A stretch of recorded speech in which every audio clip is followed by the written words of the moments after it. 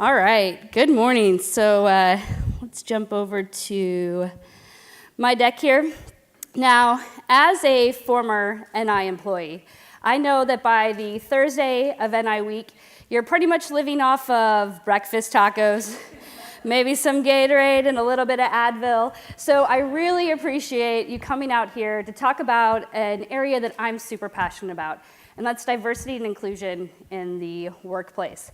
So as Shelley mentioned, my name is Deirdre Walsh, and I'm the Director of Marketing and Communications at Austin-headquartered Silicon Labs. If you're not familiar with us, we make silicon and software for the Internet of Things. And I'm super pumped, both professionally and personally, to be here. Now, to kick things off, I want to play a little game. And I'm going to admit, this is a little bit of a risk, because I don't actually know every question written on this ball. But I found this on Amazon, and it's called a diversity ball. So the way this is going to work is I'm going to throw this out to the crowd. You're going to catch the ball, and whatever question one of your thumbs lands on, I want you to read that question out loud and answer it for the group. Are you in? Can we do this? All right, I'm going to close my eyes. Oh, perfect. I couldn't have planned that better.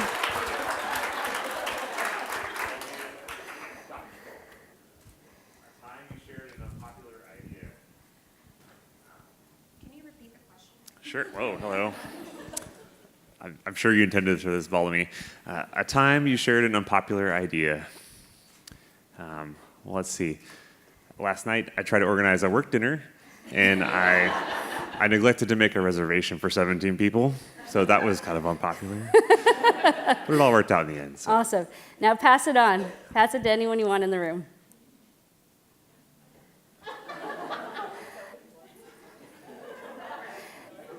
There's a comment. There we go. But I don't know what's the idea.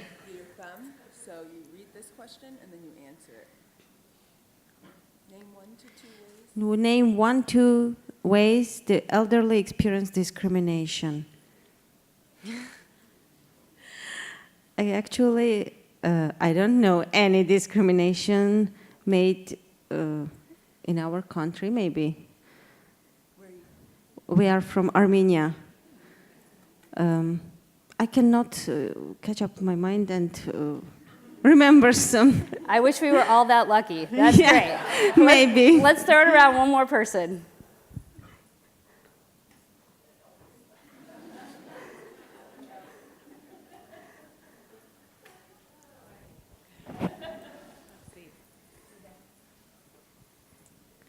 What would be hardest about being confined to a wheelchair? Wow, deep. I think there's the obvious physical limitations. I think also there's the emotional or the, I don't know, maybe the confidence or getting over, the discrimination that may exist with people with disabilities. Perfect. Thank you. Well, I really appreciate everybody sharing. Thank you. So now that we're all best friends, we can go ahead and dive in. So 15 years ago, if you would have told me that I'd be standing on a stage filled with in a room full of amazing leaders talking about diversity and inclusion, I would never believe it. Back then, I was very careful about the self I presented to the world. So things that were obvious, like my gender or my heritage, and things that I thought would help me in my career, right? The fact that I love marketing and I'm a total tech nerd. But there was a whole part of me that I hid, namely the things that were taught at a young age never to talk about in public: religion, politics, sex. And yet, those were things that actually made up who I am. I am gay. That is my lovely wife serving in the front row as my smile. Give a little wave. We've actually been together for 11 years and met as colleagues at National Instruments. I am a practicing Christian. I have neurodiversity in the fact that I'm dyslexic. And that R&D does not stand for research and development, like you might think at a tech conference. It actually means that, yes, I've voted for both Republicans and Democrats over the years.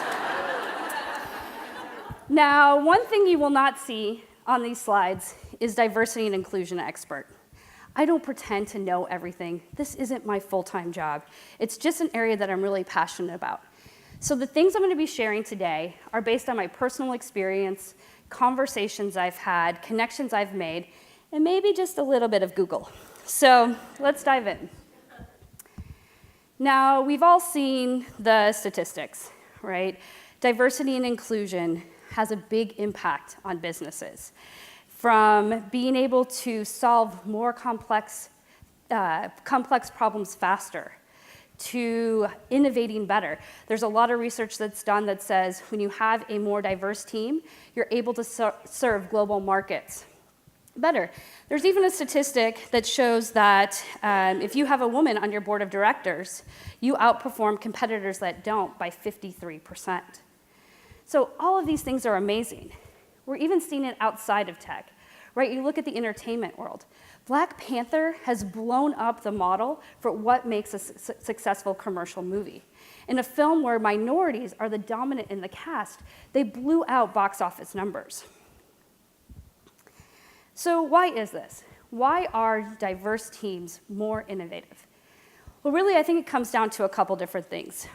One, when you're bringing together people from not only different life experiences, but also different intellectual backgrounds, you're much more able to come up with creative ideas, as well as it really forces you to listen to the other people at the table, right? When you don't have that common framework, you have to build up to get that baseline.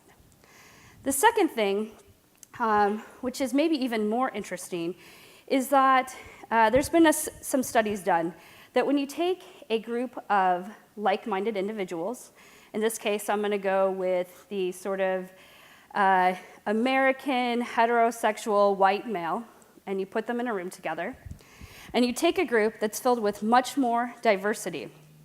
What they found is in this group, there ends up being a lot more head shaking, a lot more consensus building, and so it might seem like decisions are being made faster. However, if you even just sprinkle in a couple of people from group A and move them to group B, it's not just the people that are seen as diverse that add value. Actually, those same white, heterosexual American men open up more. They share more. They feel like they can share ideas that might not be well received. They're willing to go outside their box because they feel like it's a more inclusive environment. Does that make sense? Okay. So, two examples that I love of how diversity can lead to better outcomes.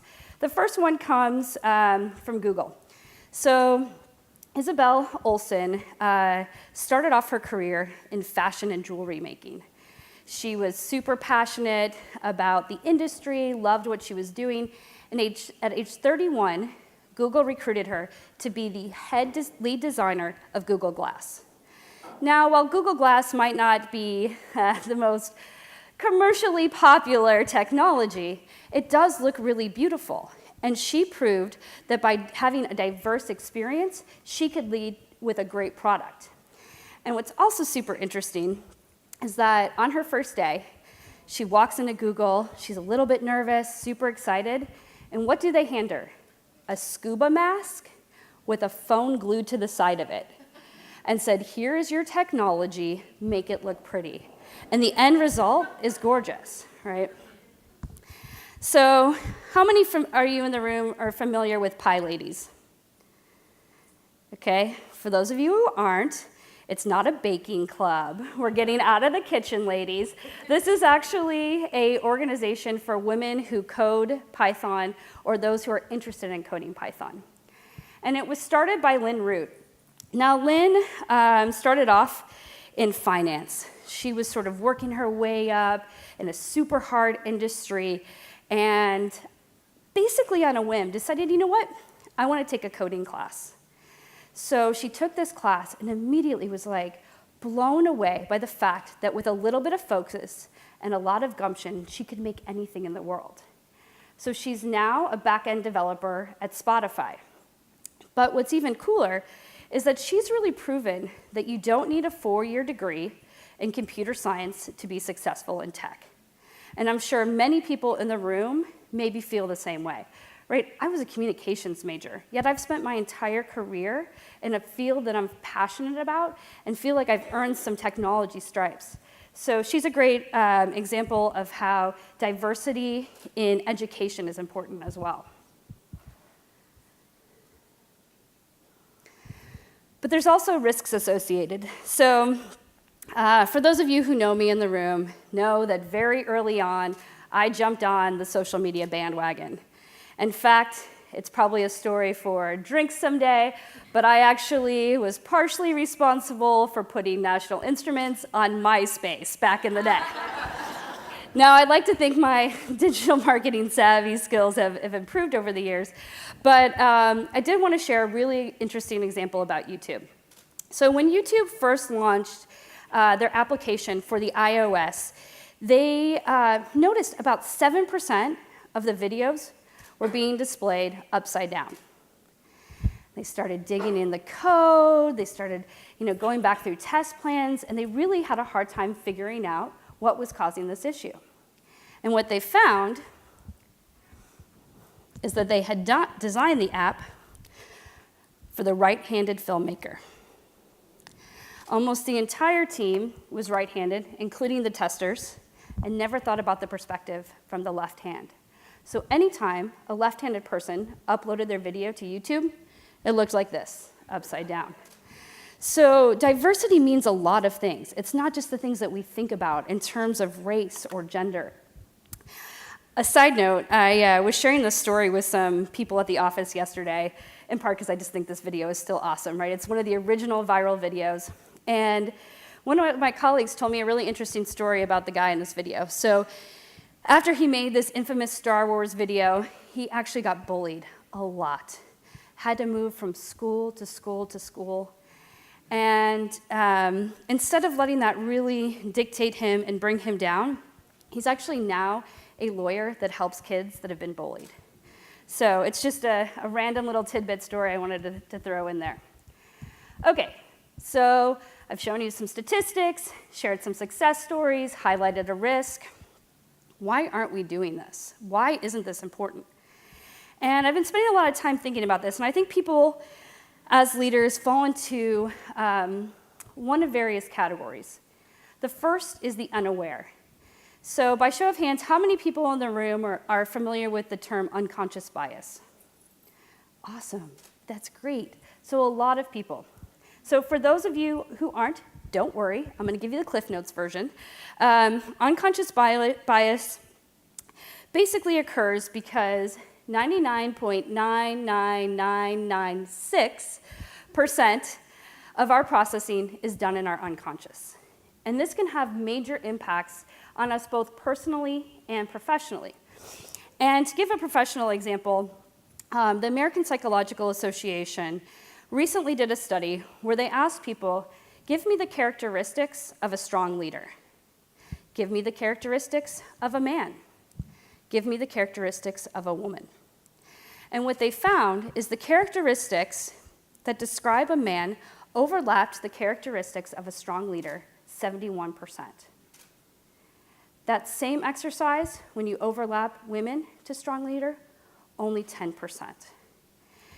And what's even more sort of shocking, maybe, or maybe not shocking depending on your perspective, is that when women, who are normally seen as creative and helpful and understanding, take on the persona of someone who's confident and direct, they're often deemed, as Elton John put it, the bitch is back. Right, so I'm sure some of us in the room know that for sure. Hopefully my team members who are here don't think that about me too much. Okay, so you have the unaware, the unconscious bias, but you also have people, I've talked to leaders who say, well, you know, if I just don't say anything, I won't get in trouble. Right, especially men with this Me Too movement, they really want to hold back from conversations on diversity. But it's way more than just your actions or your words. It's even the environment that you create. So Stanford did a really interesting study where they took a bunch of undeclared female undergraduate students, and they brought them to the computer science building. Half of them they led into a room that was very stereotypically tech. It was sort of pizza, video games, energy drinks. On the other side, the other room, it was much more light, warm, magazines, plants. And they asked these students, what is the likelihood that you would choose a science or technology path for your major?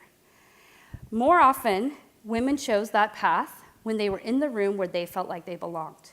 By far, the image on the right-hand side was a place where they felt like, oh, I didn't realize computer science could feel like this. So it's more than just even your words or actions. It's how you decorate your office. It's how you sort of build the environment that you're in. Make sense? Okay, I'm gonna keep going. The next one is the lone wolf. So not only do I love Devil Wears Prada and had to put this picture in here, the lone wolf I'd classify as someone who pulls up the ladder. Have people heard of this term, pulling up the ladder? Okay, just a few.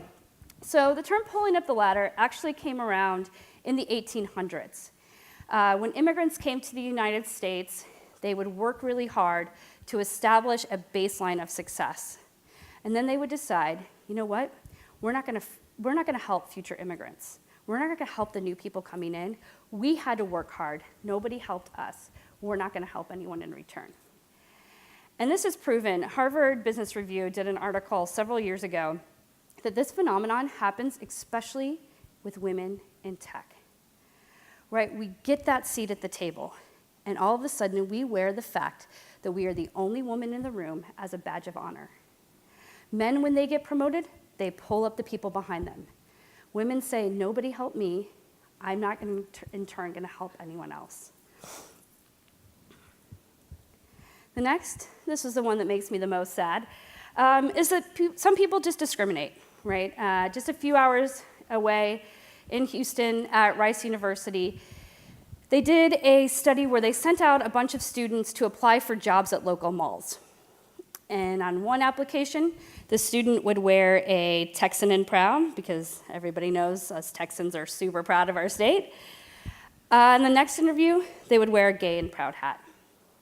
Same person, same type of job. And what they found is that when they were wearing the Texan and proud job, people talked to them longer and perceived them more favorably than when they wore the gay and proud hat. It's pure discrimination at that point. The next one is the driver. And I think from my experience, a lot of people, especially smart leaders, fall under this category. So for about 4 years, I lived and worked in Silicon Valley, much in settings just like on the TV show.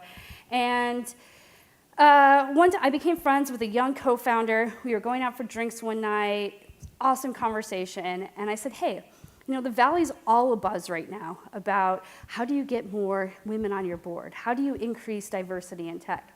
I said, how is that playing into your sort of strategy? And he said, you know what? He said, as soon as I get that next round of funding, then I'll be able to worry about diversity. Right, so it's not seen as a competitive advantage. It's seen as a checklist that I have to do. So that brings me to the checklisters. These are companies and people that are taking baby steps. They're starting to do the right thing. So for example, I know a lot of HR teams now are conducting more sort of blind screening on resumes. They're removing things like graduation date, which can indicate age. They're removing address, because even your neighborhood could have some sort of association. They're also even removing names. And part of this comes from a study that was done in Boston and Chicago, where they took the exact same resume, same text, same font, nothing changed except the name. And what they found is that people who had more European American sounding names, like Anne, got a call back 1 in 10 times, whereas people who had more African American sounding names, like Aisha, got called back 1 in 15 times. So even in a name, there are some issues, and you can do some things to help improve that, even on a small scale when you're hiring. The other sort of checklist things when I talk to leaders are like, oh no, we're diverse and inclusive. We have an ERG. We have an employee resource group. How many of you are members of at least one employee resource group at your company? Okay, so a few. So if you're not familiar, employee resource groups are voluntary, employee-led groups based on either experience, so maybe vets, or race, gender, et cetera. And really their goal is to help foster diversity and diversity and inclusion in the workplace. But really, I find out most of the time, they just turn into either social happy hours, like, let's all get drinks because we're gay, which I find like no value in, right? Or they turn into like just complaining sessions about stuff that they don't like at work without any real action. And a prime example of this was last legislative session in Texas. Facebook hosts, is anyone from Facebook here before I go into this? Okay, just wondering, I mean, if you're here, it's fine. Facebook hosted actually a really interesting event where they brought in all of the LGBTQ leaders of employee resource groups from around the city to have sort of a summit. And it was a great panel, tons of high-profile businesses up there. And when asked about how many of you are actually mobilizing your ERG at the Capitol to influence policy, not one raised their hand. And this was shocking because literally 7 blocks away at the state capitol that very week, the legislator was passing a bill called the Freedom to Serve Children Act, which basically said both private and public institutions could refuse adoption or foster care on the basis of religion, marital status, or sexual orientation. Right, a huge issue, and you have 100 people in a room that could be a voice for the Capitol, but weren't.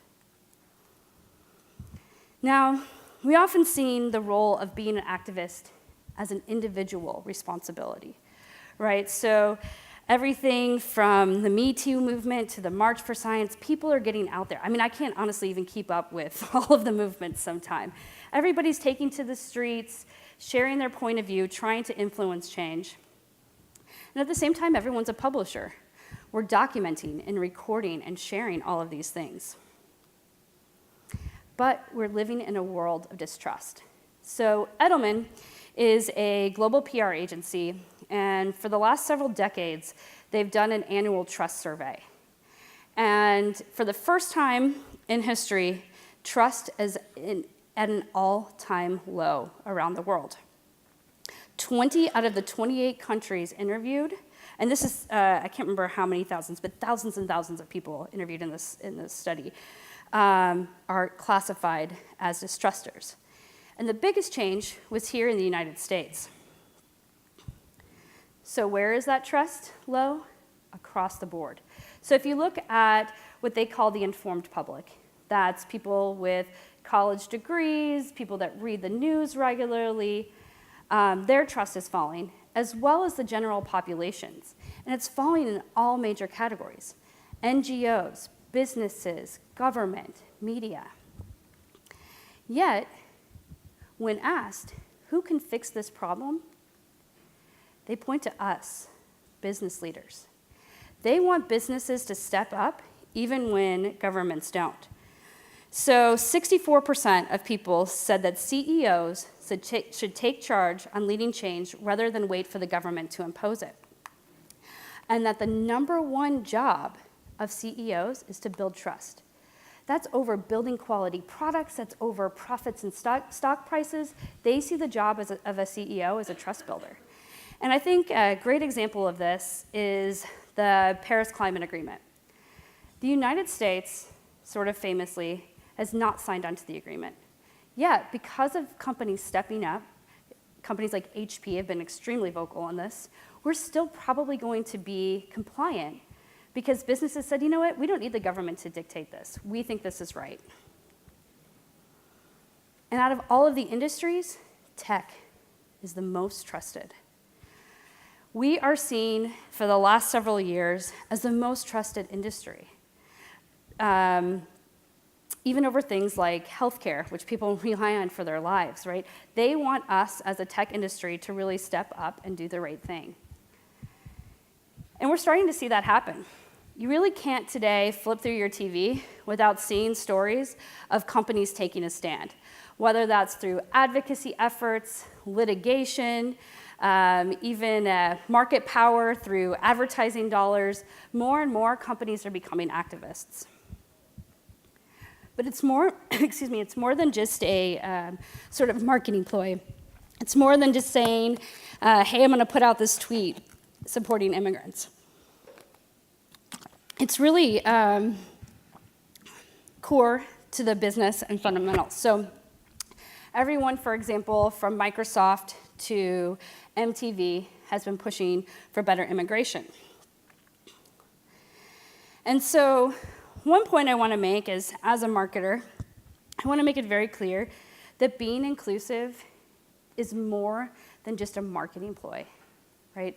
It really has to be core to who you are as a company and to your company policies.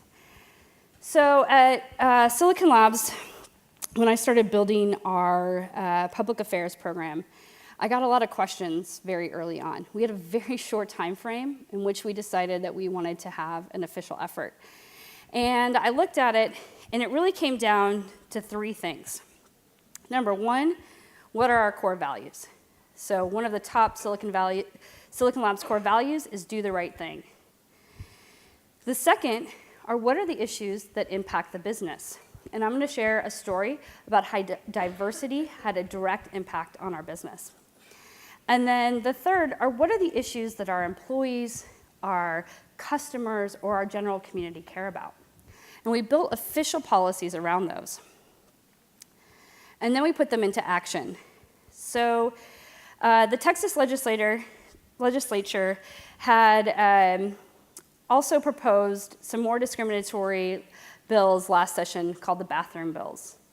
And what the bathroom bills said is that you had to use the bathroom assigned to your gender on your birth certificate. For probably the vast majority of us in the room, that's not a big deal. But this was a bill specifically targeted at the transgender population.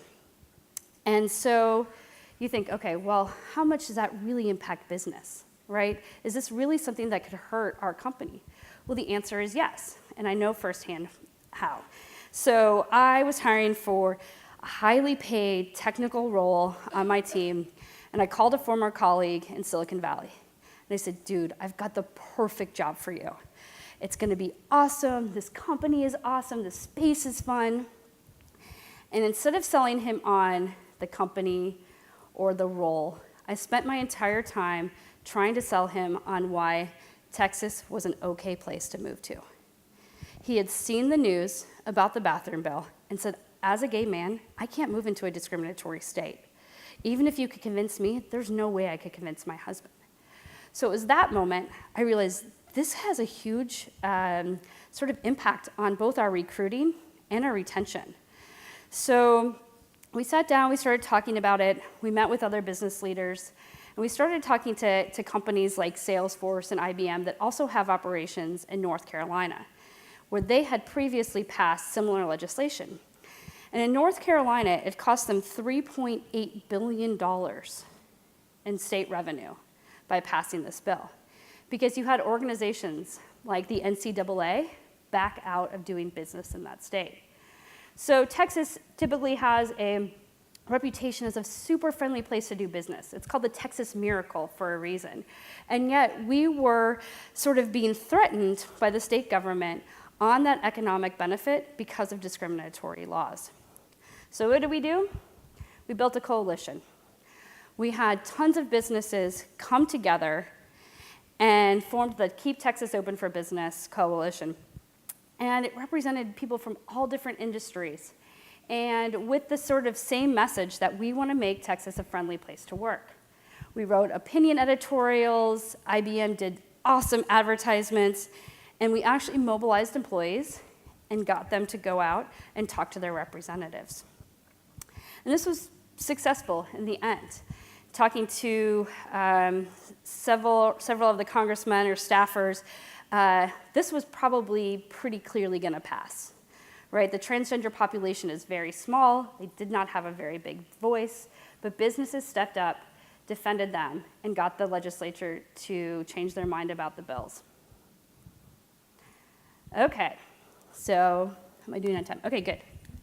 So you might be thinking, well, we don't have any of these big fights where I live, or this is like a lot of work. I'm never going to be able to get this done. So I'm going to give you 6 tips that you can do Monday to help build a more inclusive environment. Are you ready? I want everybody to take a pledge that you're going to do at least one of these 6 on Monday. You in the back, I saw your hand first. That was awesome. Okay, so the first thing, I actually am stealing from Michelle Obama. I got to hear her speak a few months ago, and she said, you know, one of the best things we can do as leaders is pull up an extra seat at the table. And this is something that I have literally done. So when I go into executive meetings now, I invite someone from my team, and I don't make them sit around the edge of the room like we normally do. I make them sit at the table, and I give them a voice. And not only have I seen how it's developed my team into better leaders, I've seen us come up with better business outcomes because they have that seat. The second thing is compile data. So it's important just to start capturing this information on demographics of your project team or your department or even your company. What is the gender background? What is the sort of racial mix? What are the even intellectual disciplines or personality types or working styles? And you can start, when you start tracking that over time, you can start to see trends of areas of opportunity, areas of concern, especially when you compare your data to labor market statistic data. The third, and this is probably the easiest, just state the commitment out loud. If it's writing a simple line on the About Us page of your website that says, we are an inclusive company, or going into your team, next team meeting, and say, I value all the diverse opinions here. I want you all to have a voice at this table. That's something that you can easily do that actually makes a big impact. 4, so I talked a little bit about the issues with how we hire when it comes to resumes, but it also comes to job descriptions.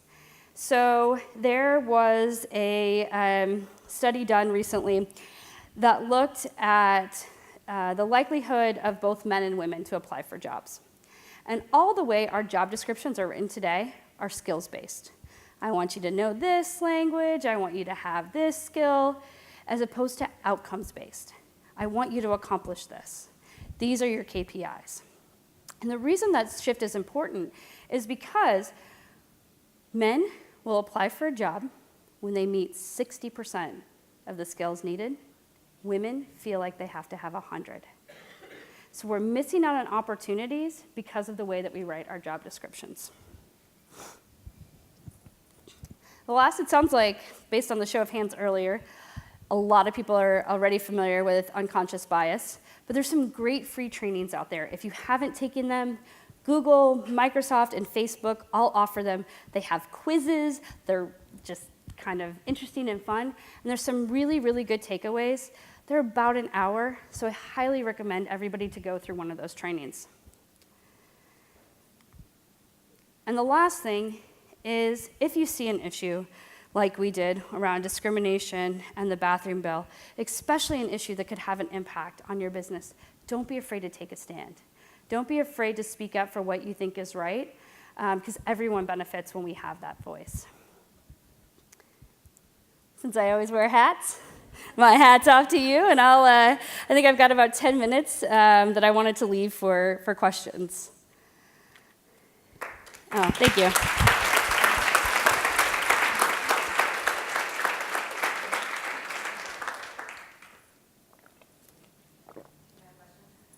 Oh, you can't let me off this easy, guys. I mean, I have to admit, I'm getting on a plane to head to Amsterdam right after this, so I have no problem if there's nothing, but. So with the coalitions that you built between companies, Silicon Labs, the others that were on there, to really drive for change of the capital, it's hard as somebody who's an individual contributor at a company to have those connections, know how to make those connections or drive for change.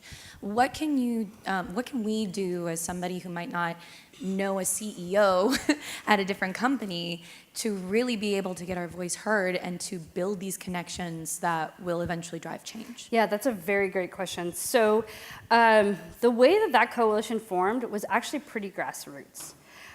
So part of it was I had seen IBM start to speak out at this, and the spokesperson happened to live here in Austin. I literally called him and said, hey, I have no idea how to do this. I really just want to help. Can I take you out for coffee?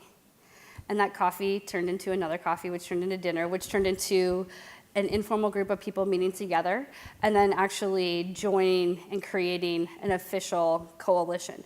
But it did start very organically. And what I found is that people in this space really want to help, right? So when I went to the first, we sort of had, I don't know, there were maybe 10 of us that got together after that coffee, and we started talking about it, and I just raised my hand. I said, listen, I have no idea what I'm doing.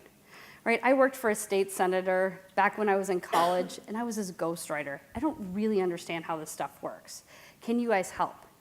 And there was a woman at Salesforce and a woman at IBM that said, come with us. Just take a half day, come and lobby with us and watch. And they were so excited to have other people there, they were willing to give their time and effort. So I think it's just a matter of, if there's an issue you care about, figure out who are those people already out there and reach out, because chances are we need all the help we can get on issues. Does that help? Yeah. Okay. Hi, I'm going to stand up so you can see me. My name's Richard. Thank you for what you said. I found it really, really interesting. But there were two. One's a question and one's a statement. And I have to be slightly careful because my boss is in the room somewhere. So you talked about unconscious bias, and there were lots of people here who put their hands up. And one of the things I remarked to myself was, it's not quite the temper of what you were saying, but you were sort of sliding a little bit in this direction that it's a sort of, it could be a guy thing. And I work in marketing, and all the people in the marketing team in the company I work in are all women, basically. So it works both ways. But also, the actual question I had is, I work, as you can tell from my accent, I'm not from around here. And I work for a big American corporation. And we recently had a moment of collective lunacy in the UK called Brexit. And one of the things I think would have been really, really difficult for me as a Brit working in the UK for an American company is to suddenly say to my boss in Austin, if it's okay, I'd like to spend the afternoon getting the other companies in the town I work in so that we can go and lobby Parliament. I stood to try to stand for Parliament twice. I know how to do it. I got the slight knock on you because I've done it for a few years. But I could see a certain lack of sympathy, perhaps, from my bosses and other bosses. I didn't work for the company then. I can see my boss smile at me, so maybe it wouldn't be too bad. But I could see a lack of sympathy if my headquarters are in Austin and a load of us from the UK had said, do you know what, we're going to take the afternoon off and we're going to lobby Parliament to campaign against, in my case, against Brexit. If you're in France, I don't know what you want to campaign against. If you're in Austin, you're campaigning against toilets. So what would you suggest for those of us who work on the outside of a company, in the subsidiary, in the boondocks? How do we communicate back to our elders and betters in the States that this is something that's important to the company? And as many of you will know, that Brexit's going to screw not only the British company, but also probably the efficiency of my company in the UK. So I think you might have answered your own question with the last statement, was how do you take a social issue and make it about money? Make it about the bottom line to some degree, right? So a lot of the selling points for why we're able to fight the bathroom bill came down to recruiting and retention. So I worked with HR to say, what is the cost of this? Like, what is our retention policy? What does it cost when we have a new employee, or when we lose an employee and have to hire a new employee? So I was very aware of the fact, especially belonging to the gay community, that I couldn't come in and make it seem like this was my personal issue that I wanted to use company time on. I had to prove the business case and outline the reasons why I thought this could have a direct impact on our bottom line. Does that make sense? Okay. That was great. Thank you. I work in a very traditional field in technology, or in insurance and banking, and what all of these traditional companies will tell you is that we're all trying to become technology companies. But the thing that we don't know how to deal with is something you mentioned in your intro, which is neurodiversity. And I see it all the time. We hire the people who are incredible, who can get the work done, who can get the code loaded, who can get things released immediately. And then ultimately, when they're trying to progress in their career, comes the moment where it's, but they're just really not all that polished, are they? Or they really can't sit in the boardroom with the chairman, or they really can't this. What can traditional companies that are trying to become more technologically savvy do to really copy what companies that started with their roots in technology always knew all along, which was neurodiversity is key to getting the job done right? Yeah, that's a great question. So I'll speak to two different points. The first one was an interesting point that just going back to the case study that's the freshest for me on the bathroom bill, it was actually not the tech companies that pushed it over the edge. It was energy. As soon as the energy market in Houston, when you started having companies like Shell come in, you're like, oh, it's not just the liberal tech, everyone has a voice people. It's also traditional companies too. So I'm starting to definitely see that trend and that change of more traditional industries taking a stand on things. The second thing on neurodiversity, I'll actually share a story from a previous role. So I hired someone on my team with autism. He did pretty good in the interview, but I knew he was excellent. I could just tell the way that he answered, and then the answers that he gave didn't always match up. And when bringing him on, honestly, there were some challenges, right? Because he's like, that's the wrong answer, flat out in a meeting, right? That's not the way to do this. And I did sort of two things. The first thing is I worked with him directly. And I was like, hey, what if we made this a game where you try to convince everyone it was their idea and not your idea to come? So it did. As a manager, it took a little bit more effort for me to make that. The second thing I did was championing the hell out of him. And once I did that, they opened up the doors for me to hire more neurodiverse employees. And I built one of the strongest teams there I had ever had. And it was kind of the team of misfits, right? It was people that on paper really didn't match what the company was used to hiring. Yet we delivered some of the best product I've ever done in my career. So I think it's, starting small, working with that individual, and then showcasing how great that is, and sort of building on that momentum. Does that help? Okay.